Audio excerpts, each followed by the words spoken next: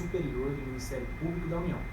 Meu nome é Marcel Bianchini Trentin, sou Procurador do Trabalho do 18º concurso e, em continuação à primeira videoaula sobre o tema, vou falar sobre o Procurador do Trabalho, o que faz o Procurador do Trabalho. O Procurador, incumbido da defesa da ordem jurídica, do regime democrático e dos interesses sociais e individuais indisponíveis em matérias afetas ao direito do trabalho, atuará nos casos em que houver lesão ou ameaça à lesão aos direitos coletivos do trabalho, chamados, na área jurídica, de interesses transindividuais ou meta-individuais, porque transcendem, ultrapassam o mero interesse individual. A lei os divide em interesses difusos, coletivos ou individuais homogêneos, cujos conceitos encontram-se no artigo 81 do Código de Defesa do Consumidor. Direitos difusos, assim entendidos, os transindividuais, que, como já dito, são chamados assim por ultrapassarem o interesse individual, de natureza indivisível, de que sejam titulares pessoas indeterminadas, pois não se consegue fracioná-lo ou delimitá-lo a cada trabalhador, e ligados então por uma circunstância de fato. O melhor exemplo para interesse difuso na área trabalhista é a atuação do Ministério Público para que a administração pública somente contrate trabalhadores por meio de concurso público. Notem que a administração pública, ao contratar um trabalhador sem concurso, viola direitos de possíveis candidatos à vaga em um concurso público. É impossível identificar quem são os prejudicados, porque qualquer pessoa, em tese, poderia se inscrever no concurso. Por isso, o dano é difuso. Direitos coletivos, assim entendidos os transindividuais, de natureza indivisível, de que seja titular grupo, categoria ou classe de pessoas ligadas entre si ou com a parte contrária por uma relação jurídica base. Aqui também se fala em transindividual, de natureza indivisível, mas é possível saber quem são os titulares, por se tratar de um grupo, categoria ou classe de pessoas. São sujeitos, portanto, determináveis.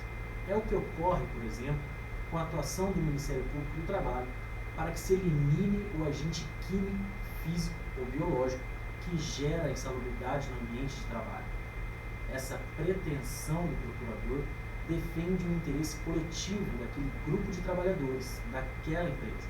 Por isso, são coletivos.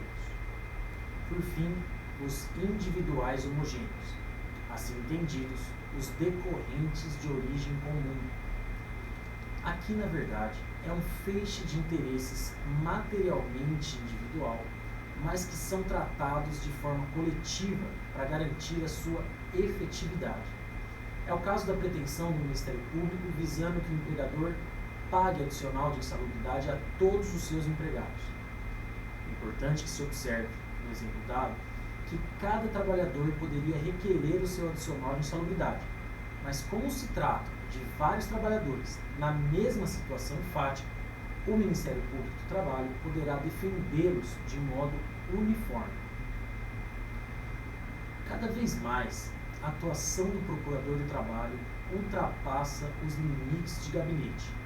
A atividade do Procurador é muito dinâmica e envolve a participação em comissões interinstitucionais compromissadas com a defesa dos trabalhadores, realizando palestras, audiências públicas e deslocamento para as localidades em que ocorrem o dano para se investigar determinada denúncia.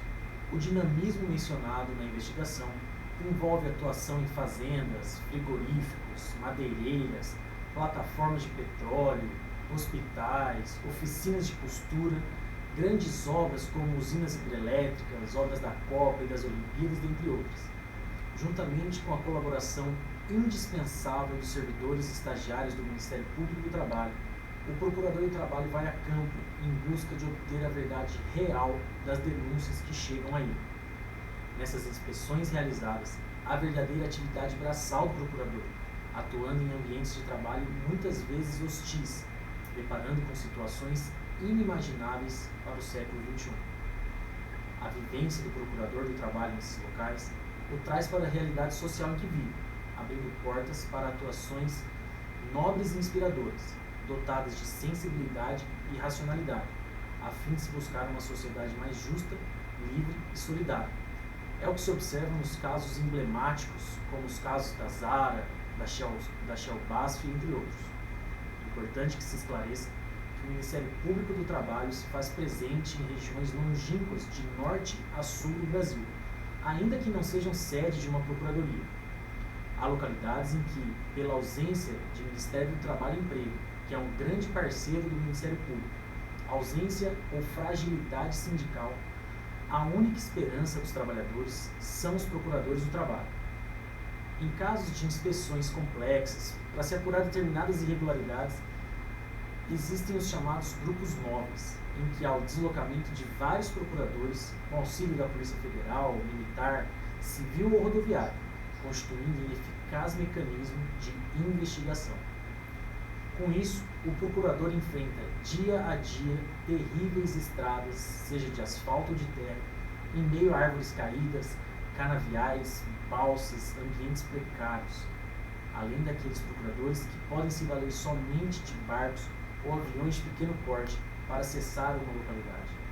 E posso dizer, com segurança, por todos os procuradores que conheci até hoje, que são apaixonados pelo que fazem.